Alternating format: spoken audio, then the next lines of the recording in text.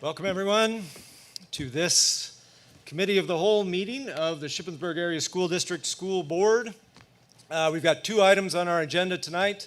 The first is a presentation by Mr. August on the profile of a graduate, and then we will transition from that to an update on our construction projects. So, Mr. August. Thank you, sir. I've been looking forward to this presentation. We were supposed to do it last week, and we ran out of time. This is something near and dear to my heart, and I think that's going to be extremely vital for our district moving forward. So tonight is about the work we've done with the profile of a grad. Next slide, please. So I think the big question is, what exactly is a profile of a grad? So out of the gate, it's really the framework that describes the skills, knowledges, and qualities our students should possess upon graduation.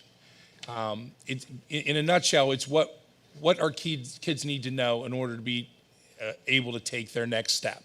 And so when we're thinking of that student getting their diploma at graduation and receiving it from the district, it's saying they've had a K-12 experience that is tailored to what the job market or the college experience will require of them, and that they've demonstrated some mastery of those skills. It's important to note that this isn't just a Shippensburg idea. It's not something that we're bringing about just by ourselves. It's a really kind of a nationwide movement and even an international movement to help transform schools in order to speak to 21st century skills. I know we're a fair amount into the 21st century, but in a world where competition is more prevalent than ever, it's really a way to make sure that our Shippensburg graduates are in demand and have the skills that employers and colleges want. So, the purpose of it really is for it to be a document that is our North Star. By articulating the clear goals we want for our students and having a roadmap that we can build our curriculum around, our instruction around, and our assessment around. So, as you're going to see later, this isn't necessarily about content. We have content covered in the standards. And that's what we teach every day. These are the skills that typically allow people to be successful. They're often referred to as soft skills. I don't necessarily like that term. I prefer the term maybe real skills. And it really separates somebody who maybe has the knowledge to do a job, but doesn't have the other skills necessary to be successful. It's really a guide for us and our staff to design meaningful learning experiences. And it's really a tool for us as a district when we think about resources and our priorities. And as I say there at the bottom, it's really about preparing our kids for a complex and changing world. So we have to keep up with international competition. Our students are being challenged in every way. As we learned in the pandemic, the world is highly connected, and things can be moved from country to country pretty easily. So we want our U.S. students, particularly our Shippensburg students, to be able to be competitive in that marketplace. And also, with the rise of artificial intelligence and programs that can do a lot of things that used to be purely in the domain of humans, we have to make sure that who we're producing can be successful in that world as well. So why do we want one? What are the benefits? When you look at a system, you want to have clarity of expectations. I think you've heard me speak of this a number of times. It is about common language. It's about common understanding. It's about knowing what collaboration means, and every teacher from K to 12 knows what we mean when we mean collaboration. We know what we mean when we think about critical thinking skills. We all have that clarity of understanding and common knowledge around those things. Having a profile allows us to align our system, and it allows us to target essential skills. One of the things that we heard and we continue to hear in surveys is about students wanting relevant and skills that are hands-on and realistic. And so having a profile of a grad allows us to align those skills and design those experiences around that. Having a profile supports personalized learning. And it gives us some accountability because my goal as the superintendent and for the board is that we just don't say we have a profile of a grad, that we have artifacts and evidence that show our kids actually have these skills. So that's really exciting for me to be able to help build that system along with our C&I director and the entire system. And at the end of the day, if we have those artifacts and that evidence, then our kids are going to be college and career ready, and in the form of maybe a portfolio or reflections, could hand it to an employer or hand it to a college admissions officer and say, these are the skills that I have. And I think that would be a tremendous benefit to having them get into those jobs and get into those schools that they want. So want to keep throwing this back out because this is what our task is as a district. Our strategic goals are around student engagement and student well-being. When we look at the skills that are included on the profile of a grad, if we're designing experiences that work towards those things, then our students are going to be engaged. If we're using some of the soft skills when it comes to relationships and collaboration, then students are going to be practicing the skills that support their well-being as well. So, it all kind of aligns, and the profile sits under those two strategic goals as a really useful tool, to guide us to be asking the questions of, is what we're doing in the classroom hitting the profile, and is it engaging and working on the well-being of our students? Another one of my favorite charts, you've seen this a couple times. I'm going to continue to put this in front of us as a district because this is the images of school. It's really the mindset that we need to have if we're going to be a high-functioning organization and serve our students and our community at the best that we can. You'll see on the right column, it's a little tough to see. It's a little off kilter, but it says at the top row is really the top shelf of what each one of those stakeholders has the mindset of or should be doing in our system. And if you can see the level of student learning, it comes from Bloom's taxonomy, which any educator will be familiar with. But those skills align, whether it's being creative, evaluating, analyzing, applying, understanding, and remembering, all are embedded in our profile of a grad. And if we're having that level of engagement with those skills, then our classrooms are going to be highly engaged, and our teachers are going to be needing to see themselves as not only leaders but designers and guides to instruction. And most importantly, our students are going to be looking at themselves as volunteer knowledge workers. So that's us on our best day, and that's what we're striving for. And we may not get there every single day, but that's the target. And the profile of a grad helps us get that and achieve that level. A little bit about the process, just to remind the board, we did a thought exchange out to the community, the students, and the staff. We had great participation in that. We had over 1,800 participants, 1,500 thoughts were put out as to what should be included into our profile. And this number really gets me excited. We had over 48,000 ratings of those 1,500 thoughts. So we had a lot of participation in this, in that people were interested, and they certainly were given an opportunity to contribute to what would go in and be unique to Shippensburg. So as I mentioned, a lot of schools have profiles of grads, but ours is unique to Shippensburg because of this process. We took the thoughts that had the highest consensus, and that's what we built our profile around. So that thought exchange went out in March.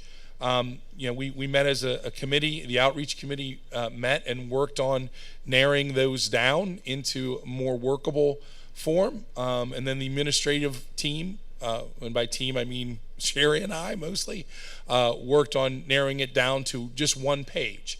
And to be clear, we worked hard to get this profile down to one page so that it was, the most important things were that it was accessible. It wasn't written for educators by educators. It was written so that everyone in the community could understand what our targets are, and that it wasn't overwhelming. We weren't throwing page after page after page of things that we wanted for our kids. We got it down to one page. So we worked on that. We vetted it through a couple of internal teams to get their feedback. And then we came up with a draft profile just here in June. As I kind of jumped ahead a little bit, those key things were accessibility, that it was understandable.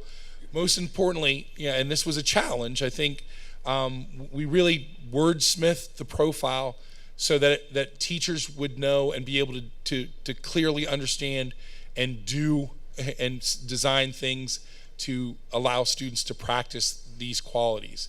And then again, we tried to put things in that we could measure.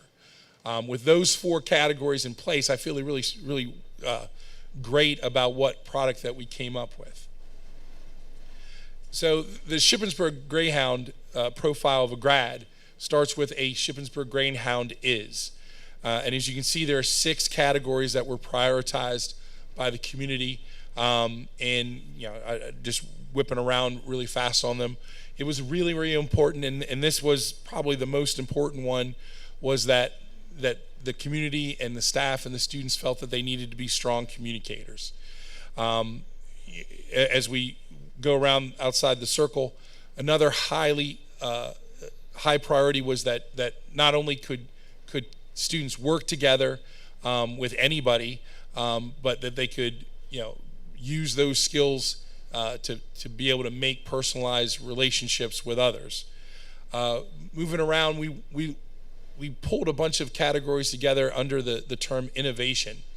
It was important for our community that students were be able to problem solve and come up with solutions that may be unique and that required not only collaboration but critical thinking as well.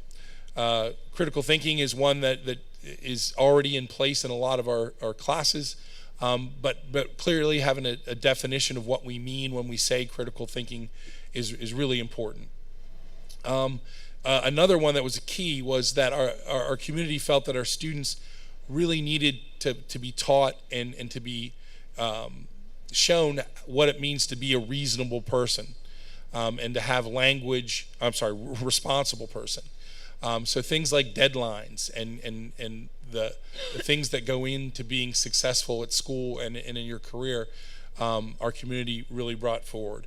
And they also felt that it was important that our students have grit and the ability to persevere through struggles. Anyone that's lived through the pandemic, our students have already demonstrated these things, but to articulate it out and to set examples and opportunities to be able to have the language for our teachers to point out when a student is being resilient and how they can be is critical. Again, I just want to be clear, this isn't saying that these things aren't already in our system. They very much are. But solidifying them around, again, that common language and common understanding is critical. So I want to spend a little bit of time on what, so we have this broad category, and some of the work that Sherry and I did and the committee did was to narrow these down into what does that look like in action. And as you can see, we tried to keep the bullets reasonable and accessible. And clearly, to be a communicator, you have to speak and write clearly to any audience in any situation. You have to be able to use a variety of forms of communication, whether it's written, oral, digital, or even, including AI in this. How do you use ChatGPT to communicate? You have to be a good listener, and I think that was an important thing that came out is communication isn't just about what you say, it's about what you hear.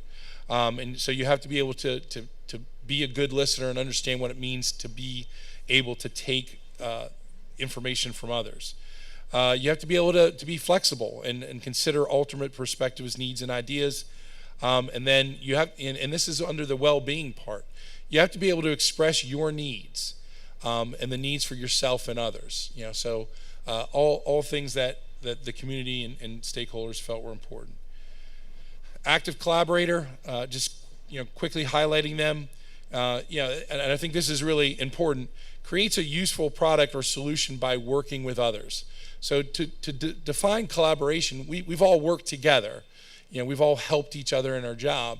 But true collaboration is around when you're able to create something that you wouldn't have been able to create by yourself through others.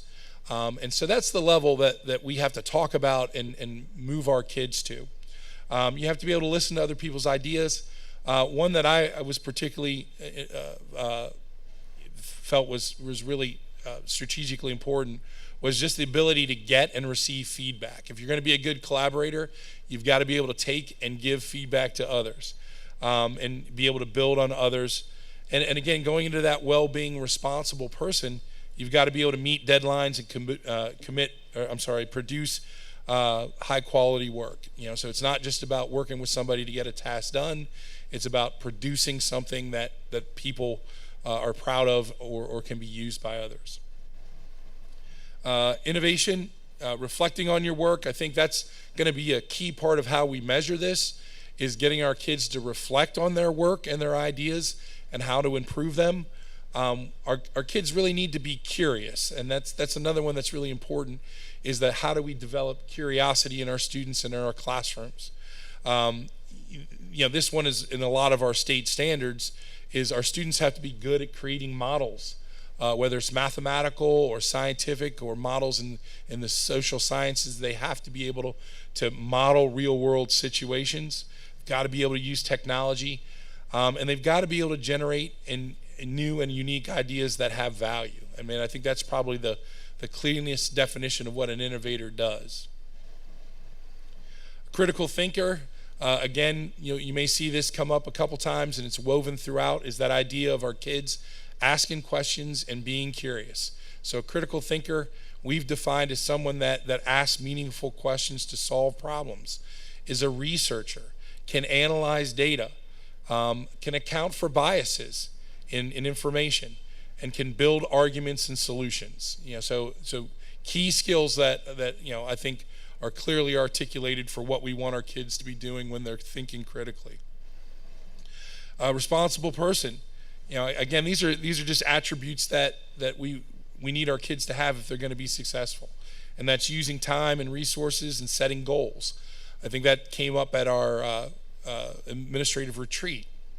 Was how do we build these opportunities for our kids to articulate goals? I've read some research on, if you write down a goal, you are significantly more likely to achieve that if you don't write it down. So, one big idea that came through on the thought exchange was this idea that our kids need to understand money and their finances, and be able to use their resources appropriately.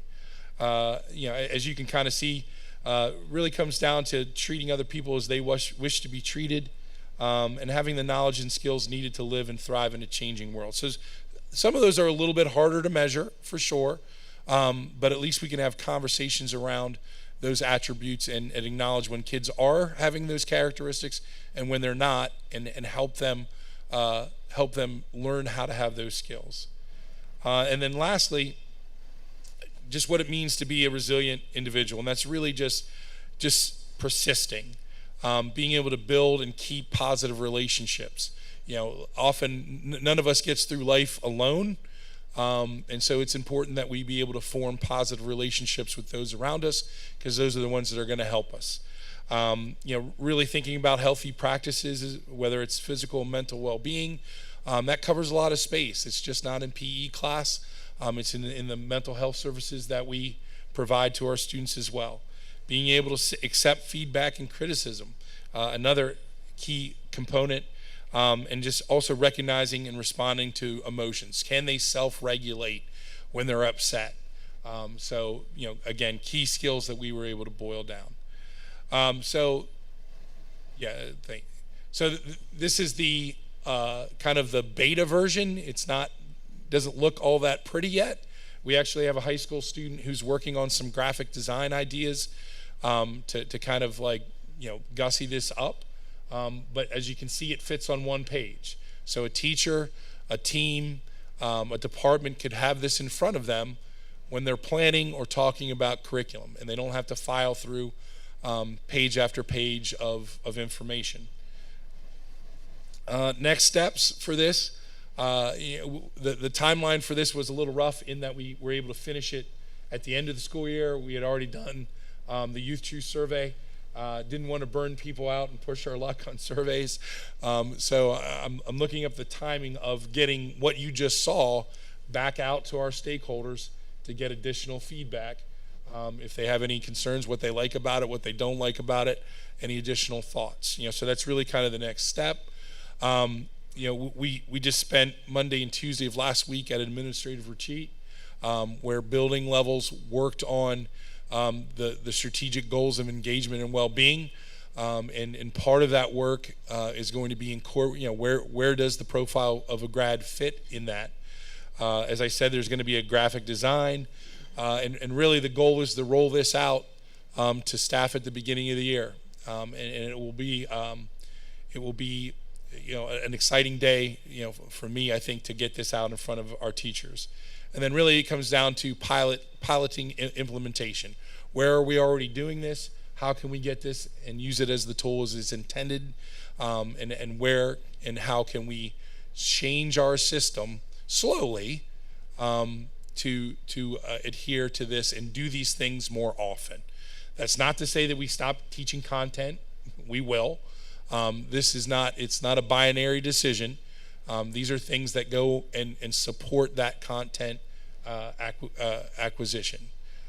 So any questions on that? I know that was kind of a quick run through, or at least it was for me. So can I ask, on a practical level, so let's say I'm a 9th grade social studies teacher and I'm planning my curriculum.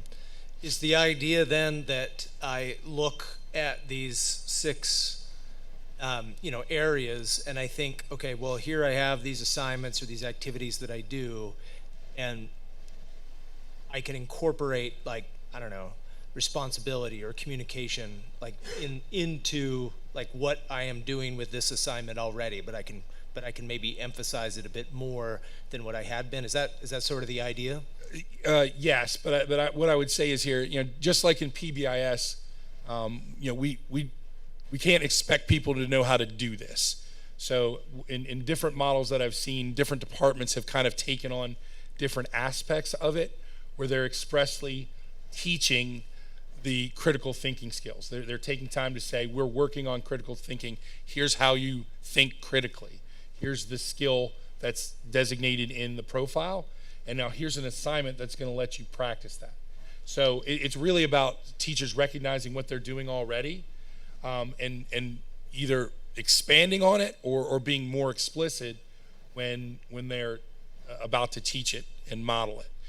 Is there to be some sort of feedback mechanism so that we can, verify or that teachers are focusing on these elements through their normal curriculum? So the first stage in a curriculum writing cycle is to go through, and we talk about the understanding by design framework and creating performance tasks. And a lot of the performance tasks will be modeled off of these skills. We've already created performance tasks using transfer skills from Pennsylvania Department of Education, which very similarly align to our profile of a graduate.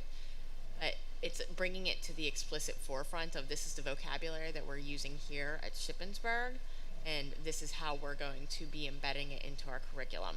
And then the second phase of a curriculum writing cycle is going through and looking at those performance tasks and saying, is this really measuring what we want to do? Or how can we improve upon this? So it's a continuous improvement cycle when you're really looking at that curriculum development.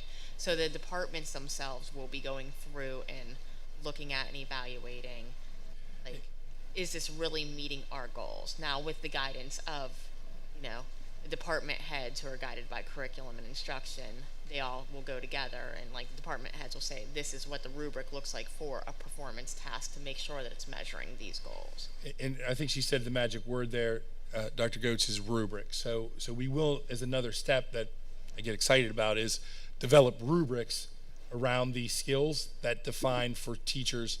And in many cases, we can give them kind of a template that they can massage to specific projects that would indicate where and how kids are doing. And it would, it's kind of, a single point rubric is a good one where it's, did you do it? Here's the baseline. Are you growing at it? Or are you excelling at it? Your point, we will have other developmental steps that we need to flesh out so that it does become the tool that we hope it is. So is the intention to pass on the vocabulary to the students as well, so that, like, say, by the time I'm, about to graduate, I can sort of look back, or I can almost see in the curriculum, like, oh, clearly that, they're focusing on responsibility here, or, oh, this is a critical thinking task, because that's sort of been, communicated to the students along the way that, like, hey, we're working on these things. Like, while we're working on our content projects, we're also working on these various. Absolutely, and that's what I think makes it so powerful, is that we've got to define what critical thinking looks like at every level, so that we can have those conversations with kids starting in kindergarten, so that they know that they're working on critical thinking. They know what it means to collaborate, and we're just building on those skills where we benchmark it at maybe some transition years with the artifacts that teachers have already designed and shaped to be more aligned to the profile, so that we could have evidence to a parent to say, here's how your son is collaborating. Here's the project that they did together. Most importantly, here's their reflection on their collaboration of this project that shows that they've had these skills. It really brings to the forefront these skills that have been part of our curriculum since back when I was in school many, many years ago. But if you would have asked me when I graduated high school, was I a collaborator? I would have been like, no, because nobody ever told me that's what I was doing. But bringing that through in the definition and discussing with kids, today we're going to practice our collaboration skills. This is what we're going to be doing. The goal is that kids can reflect back on it and say, I've been a collaborator, I've been a critical thinker, I am an innovator. So they can go through and really utilize that vocabulary and reflect upon themselves how they've grown in those areas. And I would just point out, sorry, like if you asked, I think even our staff, what does it mean to collaborate? I bet you would get a ton of different answers. So this allows us to systemically define that and where the spectrum of collaboration is, and have that common language. So I don't have any personal experience with it, but I have heard of some schools, high schools, I guess in particular, helping students develop a portfolio over the course of their career, their career as a student, so that when they graduate, they have like a kind of binder that demonstrates evidence of like having developed certain skills. Is that sort of in the pipeline too? Is that part of the vision? That is absolutely part of the vision. I think I've done some prototyping previously around some digital portfolios where you can just upload things. The key is not to make it a burden for staff or students. So the key is to make it so that if they already have a project that they've been assigned that's already in their Google Drive, then they upload it to a Google site, and with a reflection. And that part of the assignment is to upload it into your portfolio so that you have this growing body of evidence that at some point we can structure that they call and bring out the projects that they're most proud of or most demonstrate their growth. So absolutely, that is the vision. We are on the first step of a 1,000-mile journey. There's a lot of work to do to get there, but none of it happens without this first step.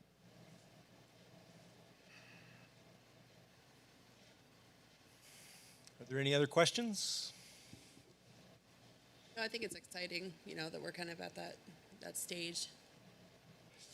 Well, I really appreciate the presentation. I hope that, this is going to be recorded. We might want to return in the future to look back to kind of as a reference point, see this material and see where we're going. But I certainly am excited to see updates in the future about how this is being implemented and perhaps examples from the classroom of how the profile of grad kind of framework has been incorporated into the normal sort of coursework that students do. And then, ultimately seeing perhaps some examples of what might show up in a student's portfolio. Yeah, I'm excited for that day too. All right, well, that brings us to the second item on the agenda, which is our construction update. I'll stand all the way over here. Good evening. Can everyone hear me okay?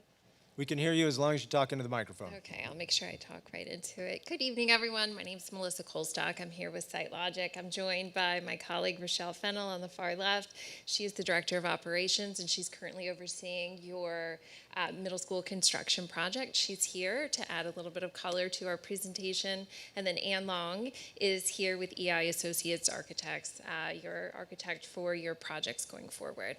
We can go ahead and get started with our project update. Last week, we were asked to help kind of clarify a few things for the district going forward. There were so many conversations going on, and we just want to make sure that everything is clear for the district and how your professional services relationships are kind of tied to the district. And what we've done is provide a graphic here to illustrate how contracts are held with the district, specifically for construction. So you can see this Shippensburg Area School District on the left has a contract on the very top with SiteLogic. Here we're serving as your ESCO contractor.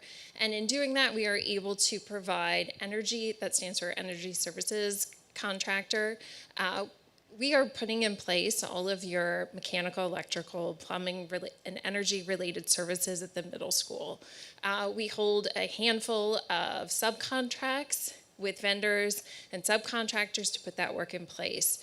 That work is in complement to the work that was publicly bid out for your classroom addition, your cafeteria extension, and some of the upgrades that are going on throughout the rest of the middle school. In that capacity, for those publicly bid projects, SiteLogic is serving as your construction manager. EI Associates is your architect, and underneath them is KNW, your site and civil engineer. And then the final contract is your general contractor, and that's by East Coast. And they are putting the work in place there on site.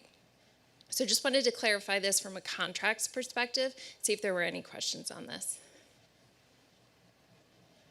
Okay, what we've provided, and we don't have to spend a lot of time on this, but we thought it might be fun, and because we have interns working with us this summer, they put forth a really wonderful effort in compiling some photographs for a slideshow. And I know that while the middle school is right across the street from us, sometimes we don't often get to drive by and see the progress that's happening. We're especially proud at the progress they've made in recent months. So Sherry, if you wouldn't mind just kind of flipping through. We've condensed, unfortunately you can't see everything here on the screen, but you have the slideshow and you can look at it at your leisure. A lot of work that was done December and February. Just getting the site preparation ready for us to start building and pulling the additions out of the ground, hear their framing, getting ready to pour concrete. As we cycle through, we can see a lot of the effort that's been made with construction project. Probably not showing up as well as it could have, but we can really see in probably, I would say, February, March, April, a lot of things coming up out of the ground. The masonry that's occurring, we can see walls, roofs, steel, all of these major milestone incidents over the course of construction that are really going to drive this project to completion in time for school in the fall. Here we can see some of the interior shots. We're starting to really see the shape of what is being constructed and get a sense of how those spaces are articulated by the design of the architect. You can see we actually have some gypsum up on the interior. So, we're starting to get a sense of, what your students are going to start to see and your staff when they enter the building. Much more to come. And, we'll keep progress updates and keep showing photos as we take them. As we move through the cafeteria addition, you can see very similar progress in the later end of last year into the early months of this year. Lots of earthwork, things getting moved around, and we can see that extension was actually poured on the right-hand side. So exterior masonry walls going up. Again, we see steel, roofs, and we can see on the far right, we can see how that space is starting to be articulated and that addition starting to get bumped out for that cafeteria space, which is incredibly exciting. More exterior shots, we can see the brick veneer that went up, and then interior, again, I know it looks a little messy, but sometimes things have to look bad before they look good. We're very excited to see what this space looks like towards the end of the year. So what does that mean for our timeline? I mean, very simply put, we have, the classroom addition, the cafeteria addition, and the rest of the mechanical, electrical, plumbing work.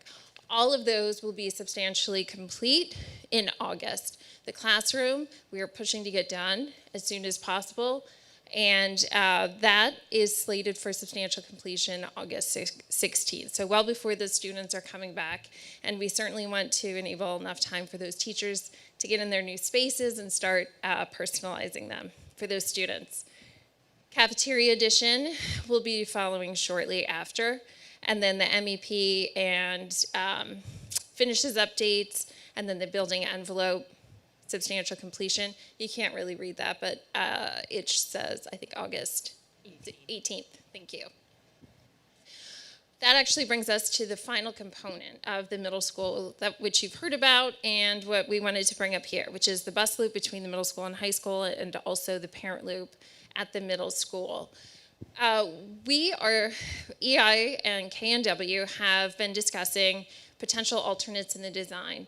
What was originally designed, once was estimated, turned out to be over budget, which is not something that we wanted to occur. So we are reevaluating the design, coming up with some alternates that can be bid out to help bring that design back to budget. In complement to that, we are once again going to submit on behalf of the school district a multimodal grant application. We really like this project. We still feel it's a strong contender. So SiteLogic is going to support the district in submitting that application to DCED. And you have a motion, I believe, that you're considering this evening. That's going to complement that process. There will be a few more steps in that process. You'll see us. We'll come back. We'll talk about that grant. And when we hope DCED will anticipate that award will be in November, which is tracking along the timeline for the design and bidding of the bus loop. We hope, yeah. Thanks. Sorry, I just wanted to see the next slide. So before we actually move to kind of the next step, which is middle school and high school phase 2 design, I just wanted to pause, see if there were any questions about middle school, high school. I guess I'm curious about more detail on the bus loop thing. So, What level of the detail? The Yes. original plan was too expensive.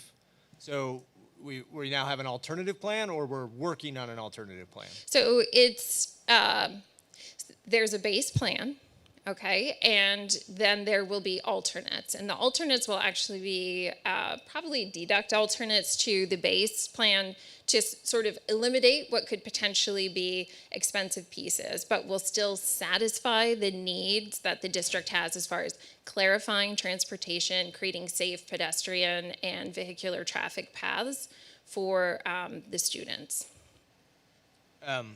So is this something that we are going to expect to see before, Yes.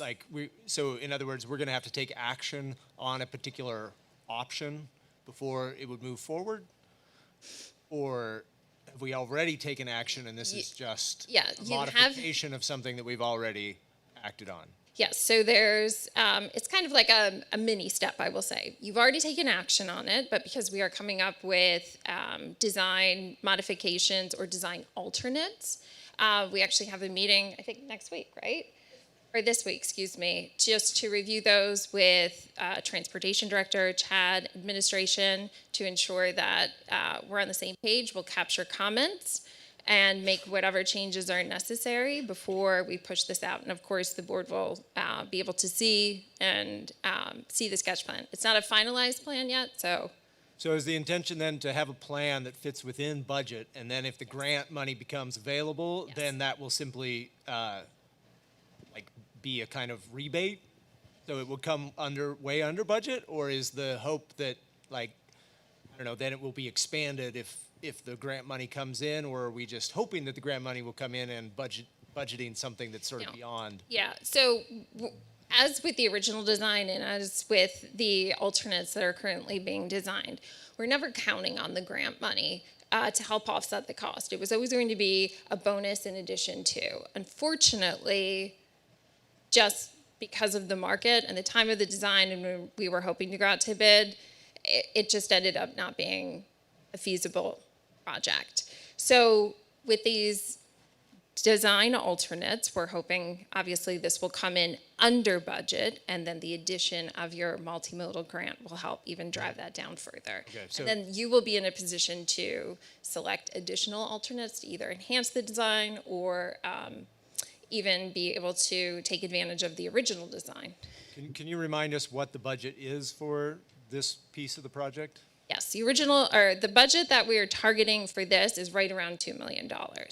The budget that was designed, or the design that initially was put forth by K&W came in just over $3 million. So we're looking at ways to maybe eliminate some of the more expensive pieces, but still retain a design that will meet the needs of the And district. if the grant becomes available, how much? It will be, yes, it's a percentage of the total cost of construction of the project, or eligible cost. So we're right in the process. We just got the updated bid alternates, and we're right now estimating what that will be. We're hoping it will be in the neighborhood of about $350,000, $400,000, which was pretty similar to what it was the last time we looked at it. So like 20%, I guess. Yes. You're saying Yes. percent. Okay. All right. Thank you. Yes. We already cut the design at least once or twice for the original we had. So the design that went to permit for land development included that very long parent loop. Design alternates now, what we're looking at are not add alternates, they're deduct alternates. So when it goes out to bid, we're saying actually remove this piece, which would be the parent loop from that, which is a significant portion of the expense of the project. And that is what you're referring to, yes. Now, there was a part where there was a canopy, and we removed that for the cost. Yes, but that was associated with the building additions at the middle school. So we cut twice at least, and now we're still over budget. For I think, are you saying, Melissa, that canopy was part of the construction? Yes, that was part of the building construction project. That was not a part of the parent loop. I was sold on it, I was parent loop for there to be out of the weather. I think it was included as part of the building design to kind of support the transportation loop that was going in. Right. And that was, yeah, But I don't think it was on the building. I think it was out on the parent loop. okay. Well, we can look at that and see. It don't matter. I mean, it's just that, we need the parent loop desperately. And if we're gonna look at alternates, I think it's making us smaller. We're gonna shoot ourselves in the foot.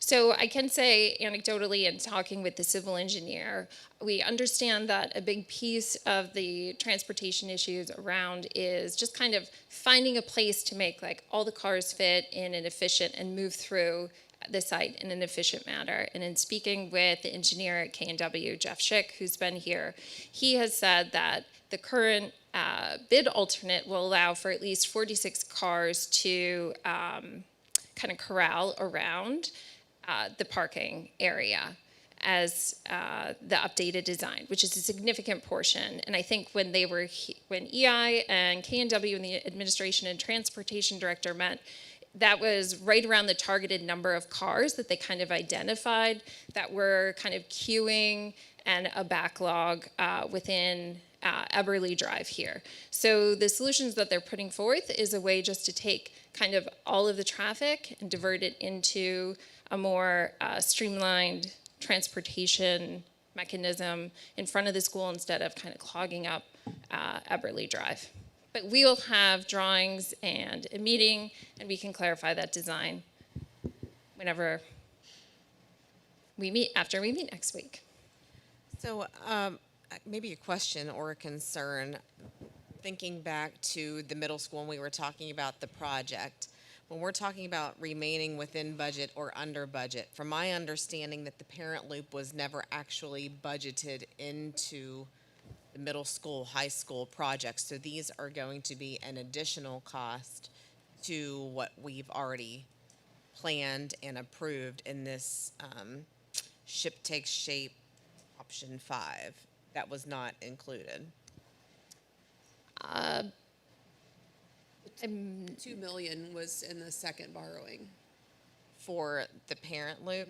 Yeah. After we found, so when we're talking about this other grant, which arm of the contracts actually applied for that initial grant on the district's behalf that we didn't receive for that, the grant? So that was, SiteLogic would have assisted the district through our construction management professional services agreement to apply for the grant.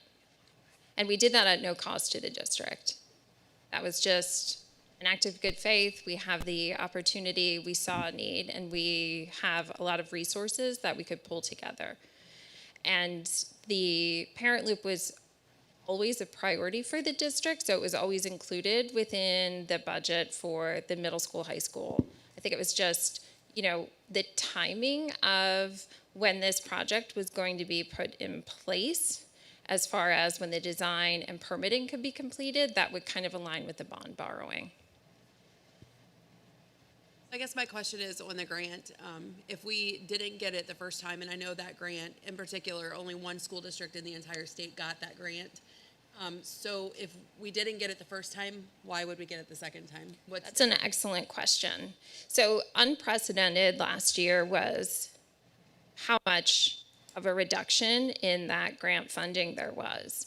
I think it was somewhere near $30 million. That entire grant fund was reduced across the state. So in years previous where we had, on behalf of other districts, advocated and in fact were able to help them achieve some of those grant monies, that was not the case last year. And there were several factors, but we think just due to an administrative change at the government level, that grant was also delayed. It's typically awarded in November. I don't think they awarded it until March of this year. So there were a lot of things in transition that we just could not expect. So we don't see any of those things happening this year. And we've also established stronger relationships locally. And we're hoping to use that and have those conversations and reinvite your local politicians back to the district and engage in those conversations so they can once again hear that need is still here, and hopefully they'll advocate for you. Any further questions? Okay, we can move ahead to phase 2 of the middle school, high school. If we take a look at the contracts, Sherry, I'm sorry, could you just back up one slide? Thanks. What that looks like is a little bit different. We are now just in those very, very preliminary phases. I think in February, this board provided some direction on what they would like to see, the changes at the middle school and at the high school. So we're seeing some limited additions and some small renovations within the middle school and high school. And there are also some changes, mechanical, electrical, plumbing changes that need to support whatever the renovations will include. So those will be included in the scope as well. And then, I'm sorry, I'm having a hard time reading. The last point is just finishes, upgrades throughout the building where needed. The way that the contracts are set up for this second phase is SiteLogic will be serving as your pre-construction services professional in support of EI design. So as EI is designing, we'll be estimating a lot of the work, using that as kind of like milestone checkpoints for your budget. Under EI, you have K&W, your site civil engineer, and then SiteLogic consulting engineers, as we did on the previous project, will also be acting as your mechanical electrical design engineer.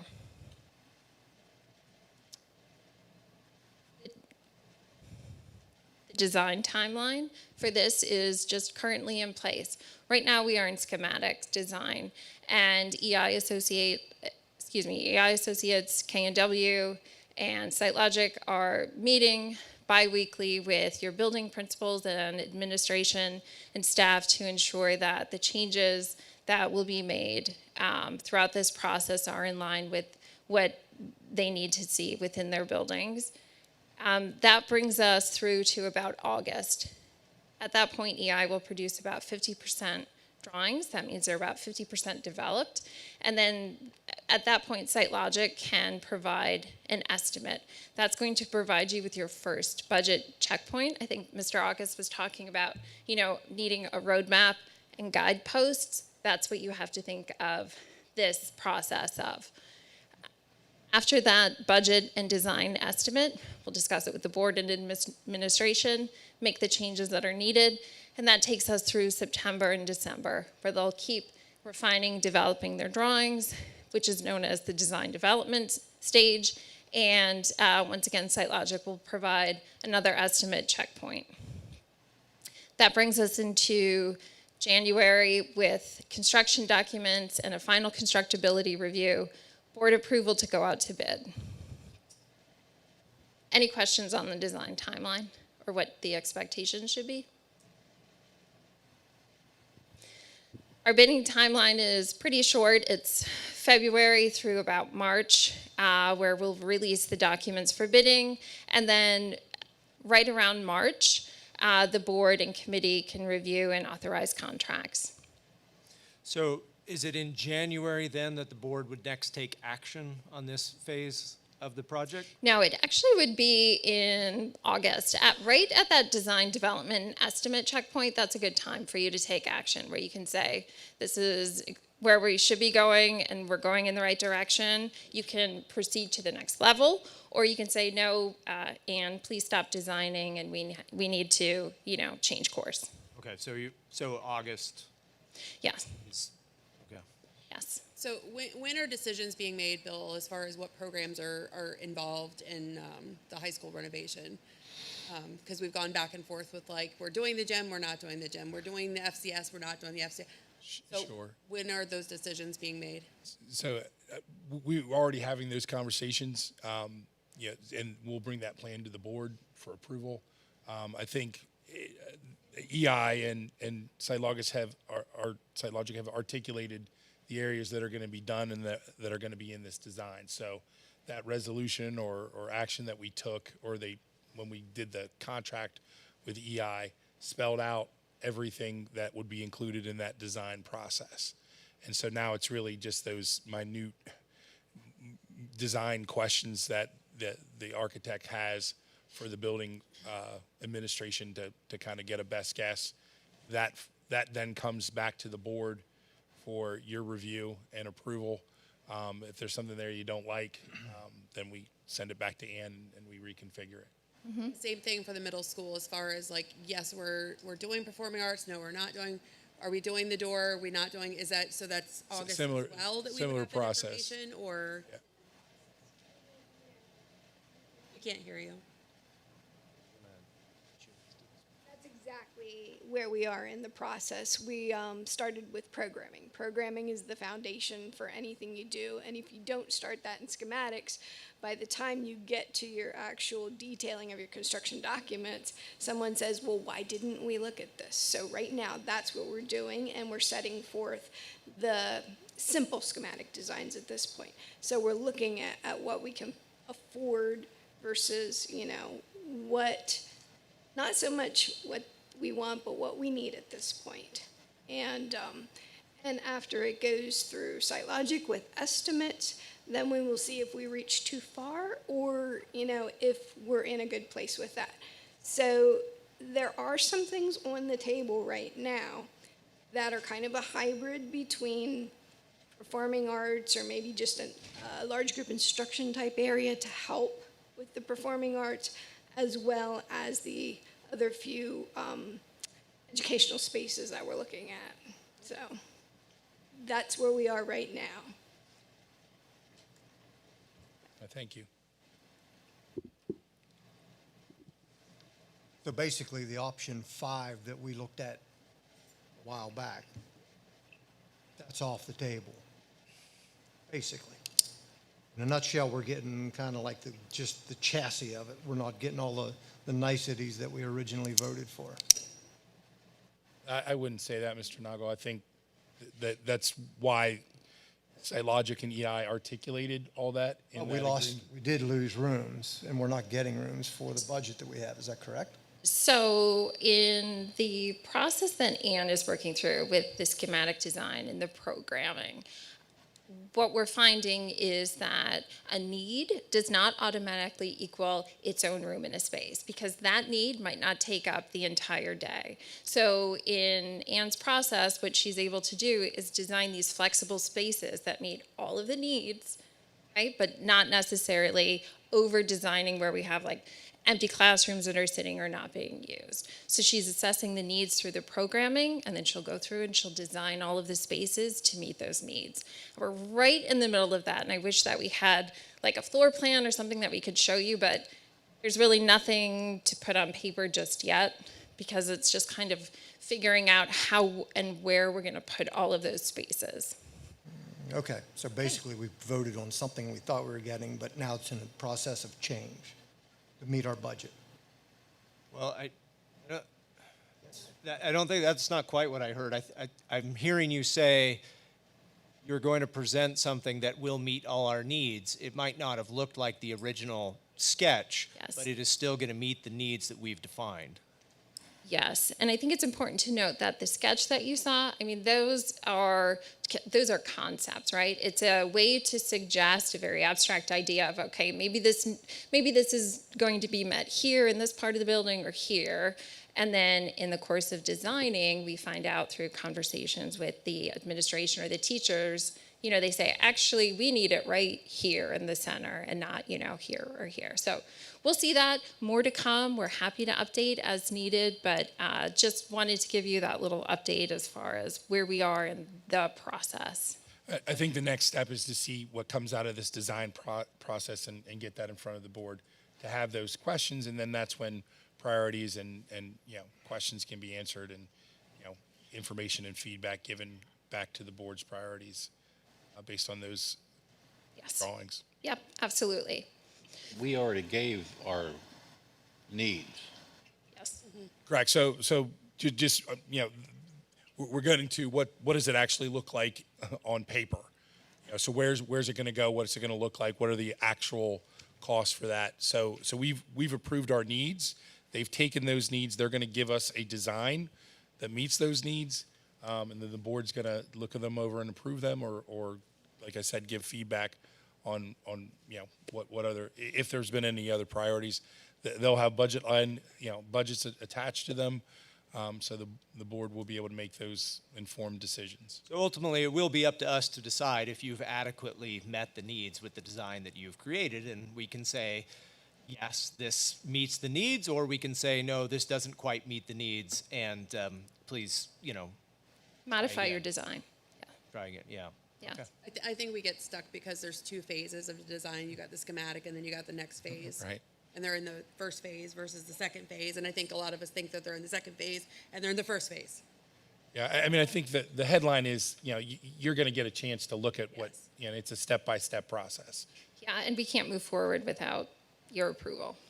And so we're expecting that in August? Yes. then. Okay. Yeah. All right. Great. Well, that does bring us to 8 o'clock when we're kind of strict about finishing our meeting at 8 o'clock. We really appreciate you being here and updating us. And I expect that we're going to see you again in not too long. Thank you for continuing to help us navigate through this process. Thank you all. All righty. 30-second break to stretch.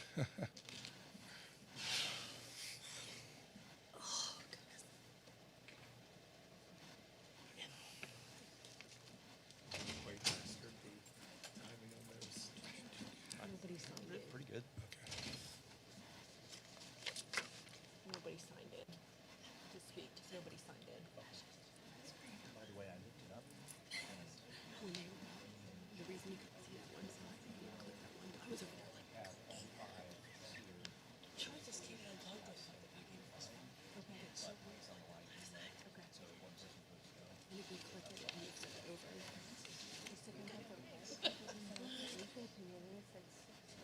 It was like imaginary clicking over there.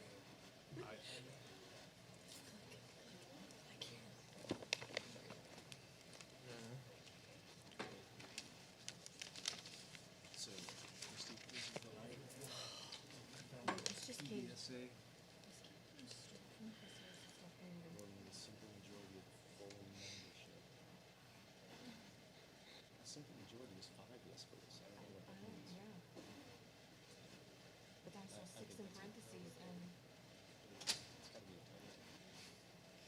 Because it says here, fixing salary and compensation of officers, teachers, or other appointees of the board. I assume that's what we're doing. And it says, and that's under the category actions requiring an affirmative vote of a majority of the full membership of the board, which would be fine. I told to put my Also, spring rolls in the air. that's also true for entering contracts that they've passed. We're gonna put the spring rolls in. However, I think that's just under discussion. Well, it's just to go off art. These wrappers that we can warm water in. It's Going out for ours, if we have any other contracts that we're approving, just help me story. police it Yep. to make sure we have that.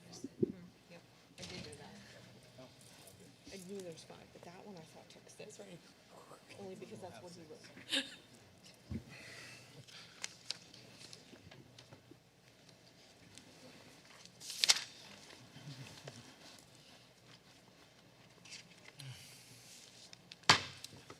All right, I'd like to call to order this planning and action meeting of the Shippensburg Area School District. Could we have a roll call, please? Mr. Jim Bard. Mr. Levi Kressler. Dr. Michael Lyman. Here. Mr. Kurt Noggle. Here. Mr. Fred Scott. Mr. Charlie Suiters. Here. Mrs. Becky Wolfinger. Here. Mrs. Steph Aberly. Here. Dr. Nathan Goetz. Here. Thank you. And I would just point out that Michael Lyman is calling in, and so I've got my phone next to the speaker, but please make sure to speak into the microphone so that he can hear you as best as possible. Now, if you'd please join me in the Pledge of Allegiance. I pledge allegiance to the flag of the United States of America and to the republic for which it stands, one nation, under God, indivisible, with liberty and justice for all.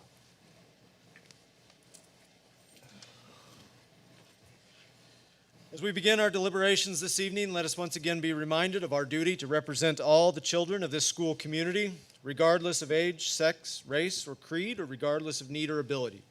A reminder that this meeting is being live streamed and uploaded to the district's YouTube channel.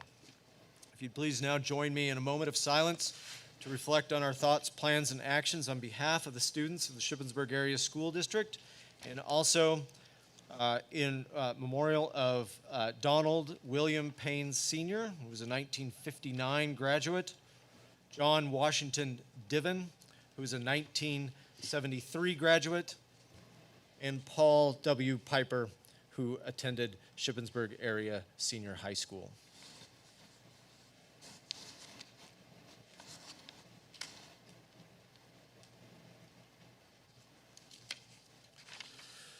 All right, we have two amendments to the board agenda. The first is under the consent agenda. This is 4U. This is the personnel.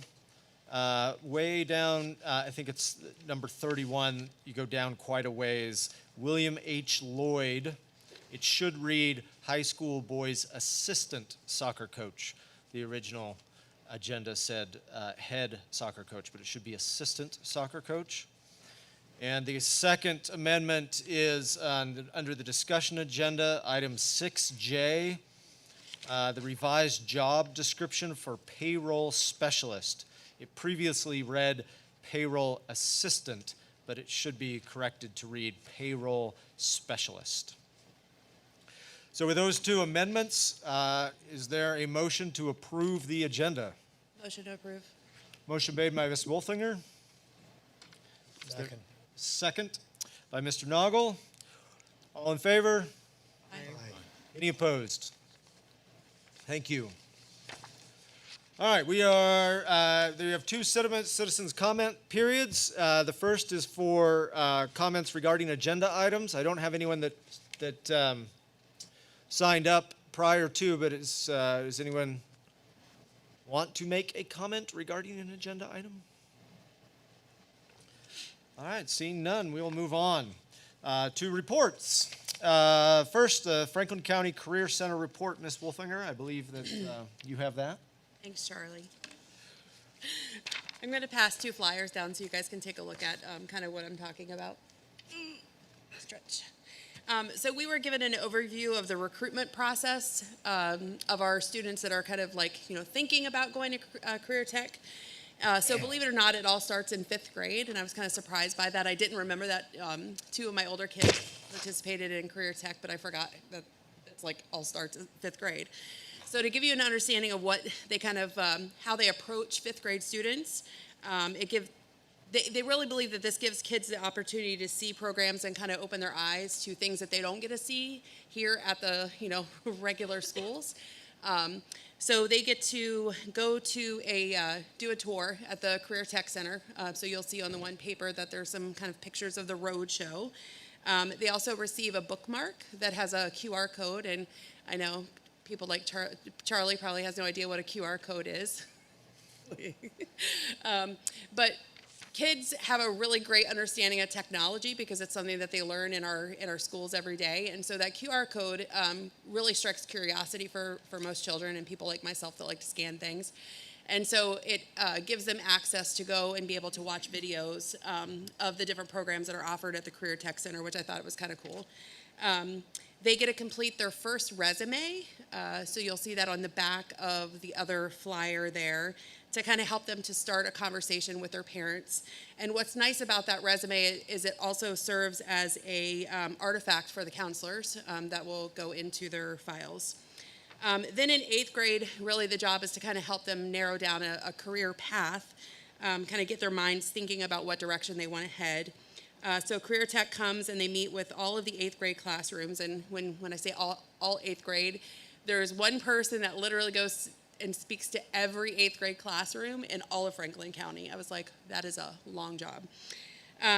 They set a timeline to help the students prepare for applying in the 9th grade. They reinforce the need for students to maintain great learning habits and to also help maintain their grades so that they're eligible then for that program. And then they conduct an open house in November. And then in 9th grade is kind of when rubber meets the road, and the counselors review applications early in the year to help students who need to kind of bolster their grades, again, to support that application process. They go over what the application is going to look like for the students to kind of help to prepare them.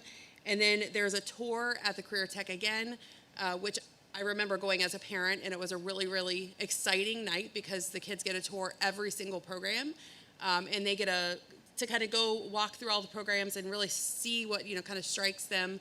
And then they're given another document to kind of, rate each one of those options of, what might be their top selections. And again, it's another conversation point between parents and students. And then they also get to meet ambassadors at the Career Tech Center, which I thought was really nice that they invite the students to come in and actually participate with the incoming potential students. And then application day is in December. So there's just some information for you guys on what that process looks like. Again, I was a mom of 2 Career Tech students, and I think it's a great program. It's amazing. Not every child wants to go to college, and I think Career Tech offers a great program and an ability for kids to kind of dive into the workforce straight on. Terrific, thank you. You're welcome. All right, I believe we had 2 committees that met. Facilities Committee, someone that has a report from the Facilities Committee? Yeah, Becky does. Can I throw my pencil at him? No, well, you know what? They just did a great job of presenting all of the information that I we've was been just gonna say, discussing did- in the facilities. How about that? Did we get a good summary already? Yeah, so for anyone that did not attend the Committee of the Whole, go back and watch the Committee of the Whole meeting, and then there's your report from facilities. Terrific, all right, and then Policy Committee. So Fred is not here, but he would probably pass that to me anyways. So the policy committee met last week. We have been working through the 200s. So there are 14 policies in the 200 that are up for the first read and discussion, along with 351, the drug and substance, and then 917, 918 regarding parental and family involvement, and the Title I family engagement. And then there are 6 other policies up for deletion that have been kind of vetted through PSBA and the district solicitor. Terrific, thank you. All right, were there any other committee meetings that I'm unaware of? No, sir. Great, all right, Superintendent's report, Mr. August. Thank you. Just highlight the donation report. Vigilant Hose Company, $500 towards our high school facility dog program. College Board donated $559.34 from AP testing proceeds back to the district to support our high school guidance department. An anonymous donation of soda and chips for the middle school drama club, estimated to be $133. Kelsey Heckman, very generous pizza donation for the Shippensburg Middle School Drama Club, valuing $267. And the PA Foundation Future Farmers of America, $1,000 monetary donation to purchase a livestock scale for use by our Shippensburg Area High School FFA. 3C is for the board's purview, the Act 44 Safety and Security Report. Highlights from that report include the addition of a school resource officer, suicide assistance training being conducted, radio and camera upgrades, walkthrough of our facilities with Shippensburg Borough Police, Fire, and EMS, our updated all hazards school safety plan. We conducted 10 threat assessments during the school year, and we received 49 safe to say tips through July 1st, and we conducted our drills in September and March as required. That concludes, I believe that concludes my report. Oh, yes, I do. Thank you. Just to update the board, not on the agenda, we had talked about the summer meal program. I'm pleased to say that we've given out 1,302 bundled meals to date. That equates to 217 children. And this is up from our first week, where there were 100 in the first week and 117 last week. So we're ramping that up and definitely feeding our students through the summer months, which is critical and I know important to the board. So pleased to update you on that. Thank you, Mr. August. All right, that brings us to the consent agenda. Now, we have a lengthy consent agenda today, and I'm going to try something a little bit different today, and we'll see how it works. I absolutely do not want to discourage conversation around any of these items, but I do want to be as, efficacious with our time as possible. So what I'm going to do is items 4A through 4T, I'm going to read each of these items. I am not going to read the summary of them because you all have the agenda in front of you and you've been able to look at it. If you want to take any of these items separately at the end, please indicate and we can talk more about those if there are any that need further discussion or if we have questions about. But I'm going to read quickly items 4A through 4T and ask for a motion to approve all of those together. So, item 4A is the approval of the minutes from the last meeting. Item 4B is finance report. Item 4C is an MOU between Shippensburg University Head Start and the district. Item 4D is a memorandum of agreement with the Educational Support Professional Association regarding classroom assistants volunteering to work during the extended school year. Item 4E is a reappointment of board treasurer. Item 4F is a reappointment of board secretary. Item 4G, workers' compensation and violent assailant insurance renewal for the upcoming school year. Item 4H is general property and liability insurance for the upcoming school year. Item 4I is approval to participate in federal programs for the upcoming school year. Item 4, I should say the following programs, so there are 4 of them listed there. Item 4J is an agreement for independent educational evaluation for one particular student. Item 4K is additional targeted support and improvement plan for James Byrd Elementary School. Item 4, what is that? Are we I or L? L. Item 4L is the art and general supplies bid for the upcoming school year. Item 4M is the new story tuition agreements for 2023 and the extended school year. Item 4N is new story tuition agreements, additional tuition agreements for additional students. Item 4O is, again, like agreement with New Story for special education services for the upcoming school year. Item 4P, item 4P is for Cengage Learning. This is middle school English as a second language materials, curriculum materials. Item 4Q is the Partnership for Career Development Service Agreement. Item 4R is the letters, LETRS materials from Lexa Learning Systems. And then item 4S is textbooks to be sold, donated, disposed. And item 4T is a donation from the Nancy Grayson PTO who wishes to donate $8,772 to support the Nancy Grayson Elementary School Playground Equipment Project. All right, are there any of those that anyone would like to take separately? Can we take T separate just because it was not on the previous agenda? 4T? Okay. Any others that anyone would like to take separate? All right then, is there a motion to approve items 4A through 4S? Motion to approve. Motion made by Ms. Everly. Is there a second? Second. Second by Ms. Wolfinger. Is there any discussion? All in favor? Aye. Any opposed? Any opposed? All right, thank you. Motion passes. Item 4T then. Is there a motion to approve item 4T, Motion to approve.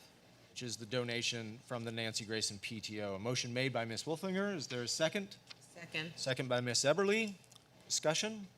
I just wanted to personally thank the folks at the Nancy Grayson PTO. They've raised almost $20,000 total to go toward the playground project. So we really appreciate their support.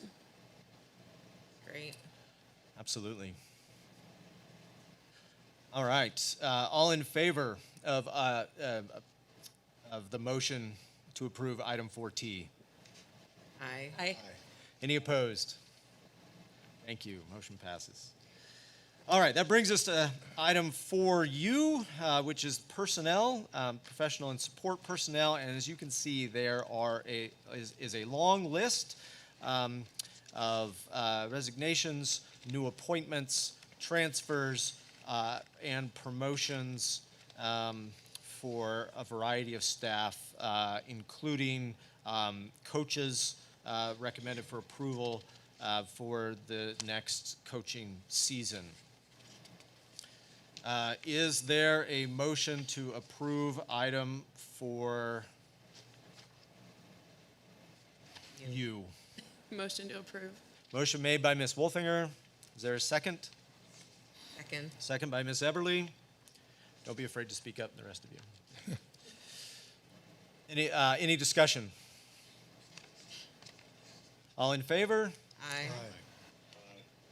Any opposed? Thank you. All right, and then there are actually, so under 4V, there are actually two issues. I'd like to kind of take these separately.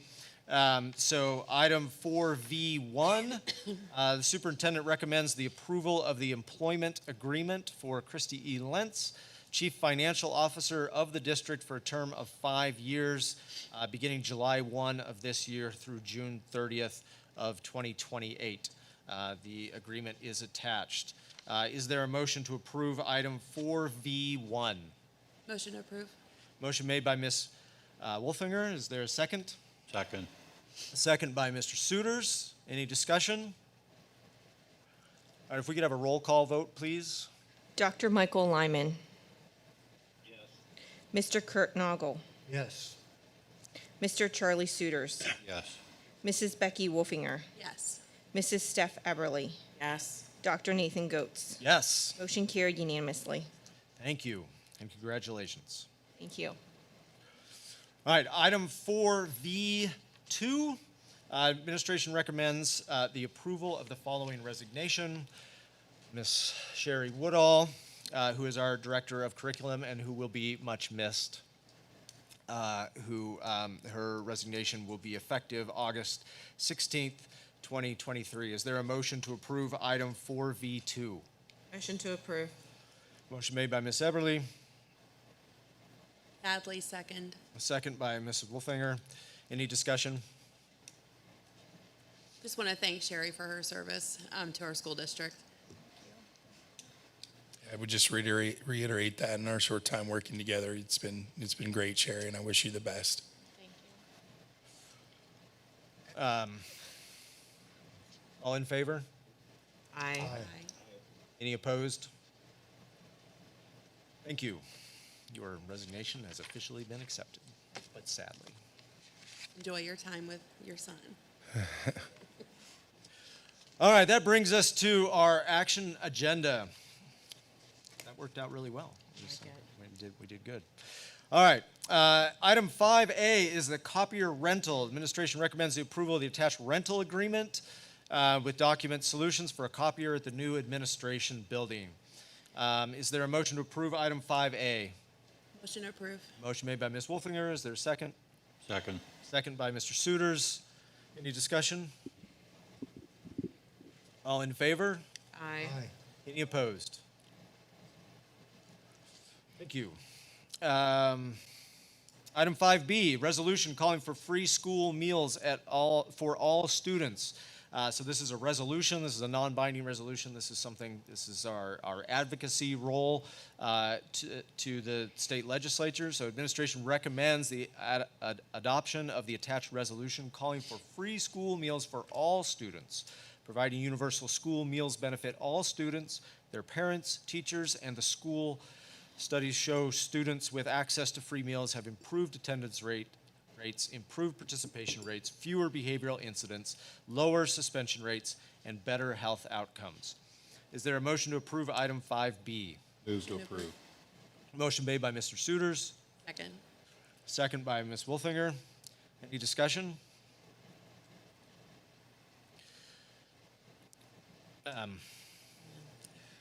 lengthy story comes to mind here, but I'll save it for the sake of time. If there's no discussion, all in favor? Aye. Any opposed? All right, motion passes. Item 5C, this is a request for proposal for fuel supply services. Administration recommends development of an RFP to advertise for proposals for gasoline and diesel fuel supply services.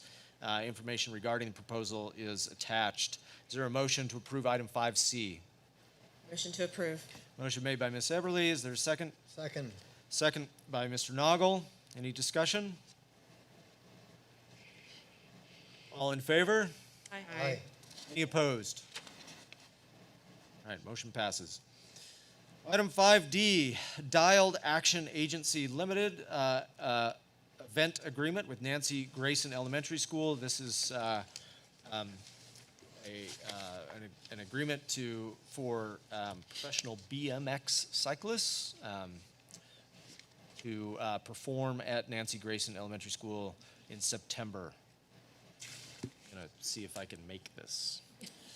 Is there a motion to approve item 5D? Motion to approve. Motion made by Ms.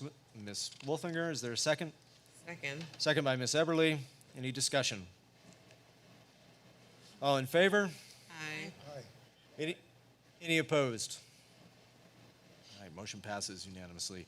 Item 5E is termination of employment vacation day payment. Administration recommends waiving the termination of employment section in School Board Policy 337, vacation on behalf of Mrs. Sherry Woodall. This would allow a per diem payout for any any earned unused vacation days upon termination from the school district. Is there a motion to approve item 5E? Motion to approve. Motion made by Ms. Wolfinger. Is there a second?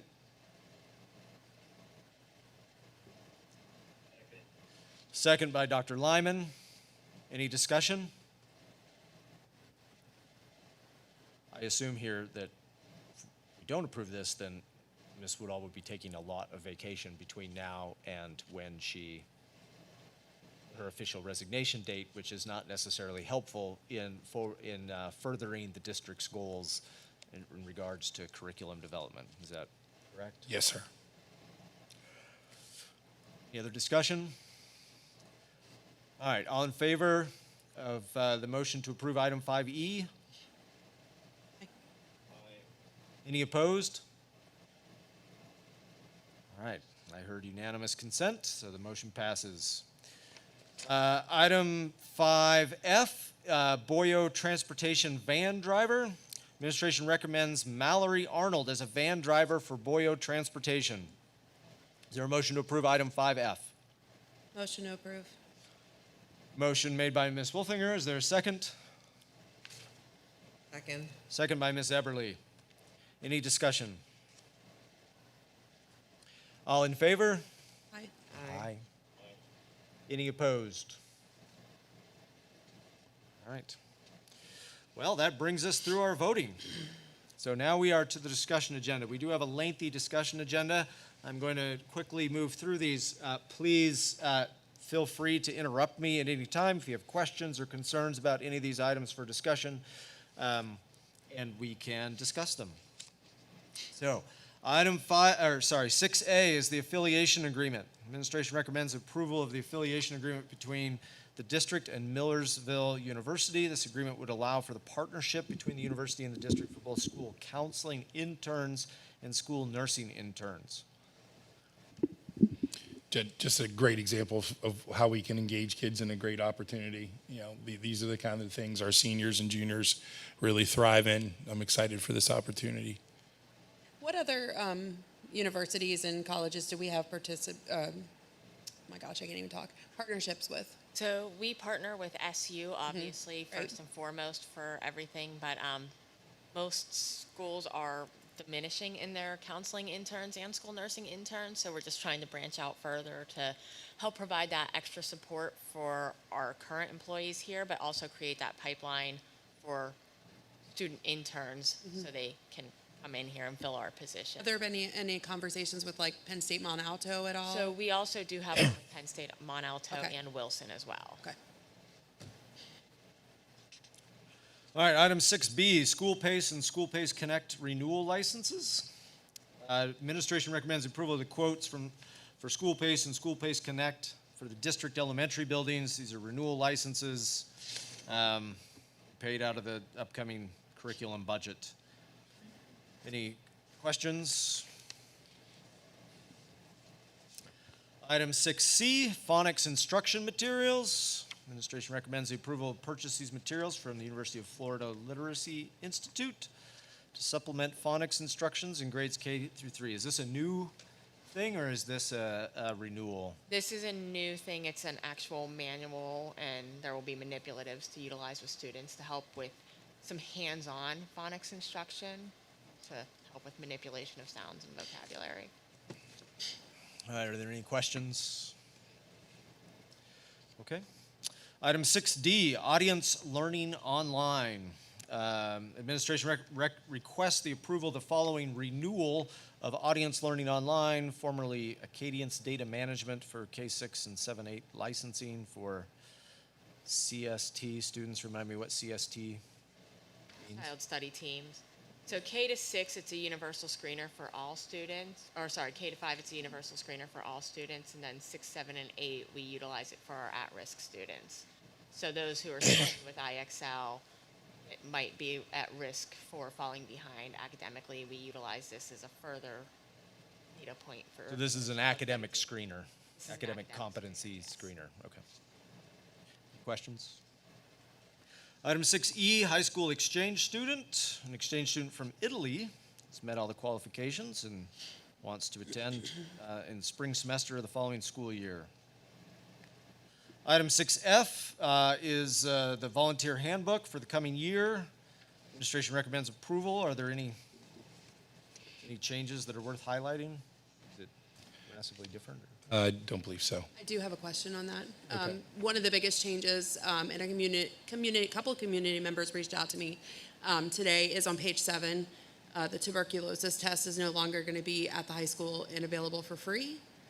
So I was wondering why the change to that. I don't have that answer, Mrs. Wolfinger. I can look that up. I'm not Yeah. sure what the change It's going to is. be a big roadblock for our community if they have to out-of-pocket that expense. So I wasn't sure if it was a staffing issue, if it was a monetary issue, because now, according to the new document, they're going to have to go to like urgent care and do it, which is going to be like $50 to $100 probably out of pocket. I think it's atypical that most districts don't do that in-house. That was a pretty big service that we were providing, so I'll do some legwork on that. Yeah, I can see this as being a huge roadblock for volunteering. And as somebody that, is very actively involved in the volunteering, I can see this really causing a lot of kind of grief and strife with, sports parents, throughout the district, like Right. everywhere. I mean, I think there's a difference between, when you're volunteering and when you're just in a building. I mean, so the definitions matter, depending on what role you have. Right, they have to be positioned volunteers to have the tuberculosis test, and they only have to do it one time, which is great. Yeah. So a lot of like the incoming freshman parents are really going to be the ones that are affected as far as the high school goes. Right. Okay, we'll wait for more information on that. Item 6G, old athletic uniforms. Administration is seeking approval to sell old athletic uniforms that are no longer used by the district at the annual community night. Is the idea of it like a? Similar to our band uniform drive, which is pretty successful. It's a similar vein. They've been picking my brain. Excellent opportunity for local eateries to get a, basketball singlet that they can, put on the wall. Basketball singlet? Well, just like whatever, I don't know what do you call it? A jersey. Jersey? I don't know, whatever. Wrestling singlet? Some of them you might not want, though. I don't know. All right, I apologize. I'm just trying to, just trying to make a pitch. It was so funny. Item 6H is a memorandum of understanding, addition of 3 new coaching positions / supplemental salaries. Administration recommends the approval of the MOU between the district and the Educational Association for 3 additional new coaching positions beginning the next school year. Any questions? Item 6I, registered behavior technician job description. Administration recommends the approval of the creation of a job description for a registered behavioral technician. This position will provide behavioral intervention, coaching, and training to students and staff within the district. If I remember correctly, this is one of the positions that was included in our budget, and now we're asking for asking the board for an approval of the job description. Correct. Do we not already have an existing job description? We have an RBT within the district. So is this is it being modified?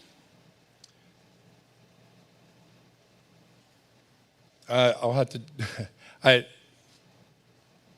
don't know. Okay. So the HR put it on and they Maybe it just felt was it wasn't never created necessary before. so to answer your question, it's updated to meet our current requirements for that position. Okay. Item 6J is revised job description for payroll specialist. Administration recommends approval of the revisions to the payroll specialist job description. Any questions there?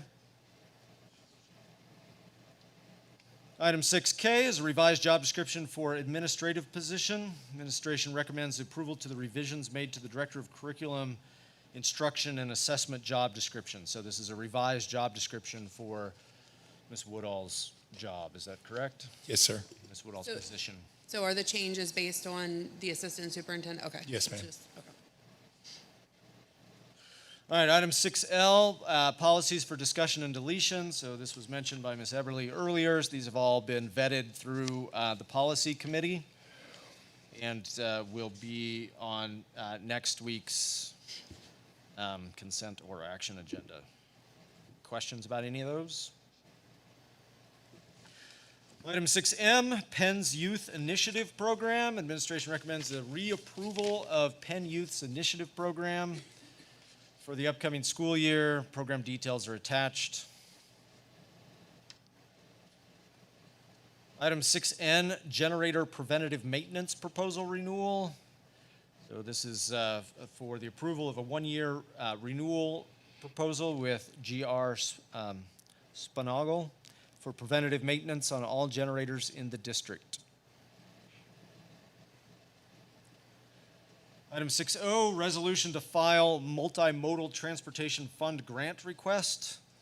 So this is approval for SiteLogic to apply for a multimodal transportation fund grant on behalf of the district. So this is what Ms. Colstock outlined earlier during the Committee of the Whole meeting. So we are, next meeting, we will vote to approve, to give that SiteLogic the go-ahead in applying for this grant. Any questions there? Item 6P, food service equipment annual maintenance. Administration recommends approval of the attached quote with K&D Factory Services to perform annual maintenance on the district's food service equipment. Item 6Q, contracted rates for Boyo Transportation. So administration recommends the approval of the following contracted rates for Boyo Transportation for the upcoming school year. Appreciate the work of the Transportation Committee in Well, working through is there this. a cost, like, comparison between the 2 years that you can provide to us? I don't have it in front of me, but I can get it to you.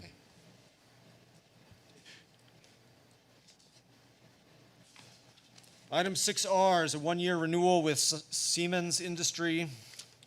This is for building AC and heating automated controls at the high school. 6S, Hillis Carnes Construction Material Inspection Cost. This is amending the existing purchase order for special inspections testing related to the middle school project from $17,500 to $28,000 based on all the services provided and unit costs contained in their original proposal. No further testing for the project is required. Just a note to the board, within the budget, that this higher number is within the budget that was put for materials testing on that project. 6T card reader installation at James Byrd Elementary School. So back in December, the board approved Siemens to install hardware to an existing exterior door at James Byrd to make it a swipe access door. However, this installation was never provided by Siemens. The district has received a proposal from Triangle Communications to fulfill the original request of Siemens at a lower cost than the board approved. So a savings of $540 installed by a different company. That is long in the making to get that installed. Yes, I know so. that this Amen. question has specifically been asked as to when, but I think that now, hopefully, Chad, wasn't it like a part that was missing to the door? Hello. Yeah, it was, we emailed them a few times and they were waiting on parts. They said it was going to be at the, the end of the week. And it was like 3 weeks. After that week was up and we just never got a response from them, I finally sent another email and then that's when I let you guys know where we're at. I mean, we've been trying this since February. When's the expectation that the door will be good to go? Like, As soon as you guys vote it through and sign it, I think within a month. okay. Awesome. Yeah, we could start working on it as soon as that gets put through. They're already preparing anyhow based on the figuring that you guys are going to vote for it. So yeah, it'll be done before the school year starts. Great, thank you. Music to our ears, Chad. Thank you. All right, that brings us to our second comment period. So this is for citizen comments regarding non-agenda items. Is there anyone with us that would like to comment? All right, seeing none, it's time for board comments. Ms. Wolfinger. I just have one, and I mean, take it as you will, but I just implore the board to participate in the interview process this week for assistant superintendents. It is one of the things as a school board member that we're able to be involved in, and I can't think of any other meetings that are more important than helping to establish the leadership in our school district. Myself and Steph, we've sat on, this will be the third round of interviews. And I just, I just implore all of you guys to come and be a part of it. Thank you, Mr. Noggle. Nope. Mr. Suiters? No, I'm good. Thank you. Dr. Lyman, are you still with us? I am. I have no further comments. Ms. Eberly? Nothing tonight, thank you. I just have one comment. We saw the safety report by Mr. Sorry, August. Mr. Linderman. Lindermuth. Yeah, I'm sorry. I apologize. So, I mean, this year we obviously made a big change to sort of the structure of our safety and security, like, I don't know, apparatus with the addition of a school resource officer. And many of you know that I was skeptical about about this position and whatever. And I guess I would just like in some future committee of the whole meeting, perhaps to have some report of how that is working out. Administration developed protocols about what the like kind of the division of labor sorts of issues in regards to school discipline, and I guess I would, kind of like a report on how that's going, and maybe we could hear from the school resource officer, maybe from the high school principal or other principals that have, talk about a little bit about how this position has aided in, furthering our goals generally. Yeah, absolutely. That's a great topic for a committee of the whole. So we'll set that up as soon as we're able to. Great, thanks. That is my only comment. So that brings us to information date savers. July 4th, the district is closed to observe the July 4th holiday. And then our next board meeting is July 10th. So we'll have committee of the whole meeting again at 7 o'clock, school board meeting at 8 o'clock. And then we only meet once in July. So enjoy the rest of your July summer holiday. And then we will meet once again on August 14th and again August 28th. Let's see, district-wide open house schedule for the new year, new school year. So at G Blues, there's a back-to-school night, August 21st and August 22nd, depending on what grade your student will be in. At James Byrd, open houses also 21st and 22nd, depending on grade. Nancy Grayson, again, August 21st and August 22nd, so that's Monday and Tuesday before the week that school starts. I believe school starts on a Thursday, and so these are open houses are on Monday and Tuesday of that week. Different day for different grades. August 22nd, so that's Tuesday, is for the intermediate school. And then the middle school has new student orientations the week before school starts, August 17th. And then an open house Monday, August 21st. And at the senior high school, Tuesday, August 8th, and Wednesday, August 9th for 8th and 9th grade orientation. Is that for rising? Yeah, So would that be for 9th and people who rising to 9th and 10th? I believe so. Anyway, I'm sure you'll hear me talk about this again at the next meeting. And then an open house on Monday of that week, August 21st. All right, I'll now entertain a motion to adjourn. Motion to adjourn. Second. Second.